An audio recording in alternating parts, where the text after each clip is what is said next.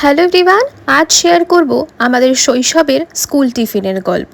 ছোটবেলা আমাদের কাছে টিফিন ব্রেক মানেই সেটা ছিল একটা হ্যাপিনেস। টিফিন বক্স খোলা মাত্রই বন্ধুরা উকিঝুঁকি মারতো, মাঝে মাঝে তো সেই টিফিন স্কুলের টিফিনের ঘন্টা অবধি পৌঁছাতো না, তার আগেই সব হাফিস। আর স্কুলের টিফিন বক্সের এক অন্যতম টিফিন আমাদের ছিল চাউমিন।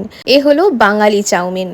তবে এখনকার বিভিন্ন রকম সস দিয়ে ওই হাক্কা নুডলসের মতো নয়, যার মধ্যে থাকতো আলু, পেঁয়াজ, সাথে বাদাম। আর আমার মা তো পারলে তার মধ্যে ঢ্যাঁড়স, পটল যা পারতো সব অ্যাড করে দিত। তাদের কাছে সবজি আমাদেরকে খাওয়ানোটাই ছিল মেন টাস্ক। মধ্যবিত্ত বাঙালি ফ্যামিলি হিসেবে এই সমস্ত চাউমিন আমাদের ক্ষেত্রে কিন্তু রোজ রোজ হতো না, সেই 9 মাসে 6 মাসে একবারই হতো।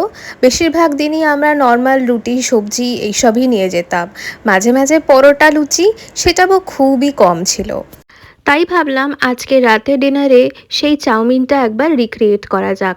তবে আমি এখানে একটু টেস্টের জন্য ম্যাগির মশলা অ্যাড করেছিলাম, বাকি সবই ছিল মোটামুটি সেম। কেমন লাগলো ভিডিওটা অবশ্যই কমেন্টে জানিও। আর তোমাদেরও ছোটবেলার এরকম কোনো গল্প থাকলে আমাকে জানাতে ভুলো না। চলো টাটা।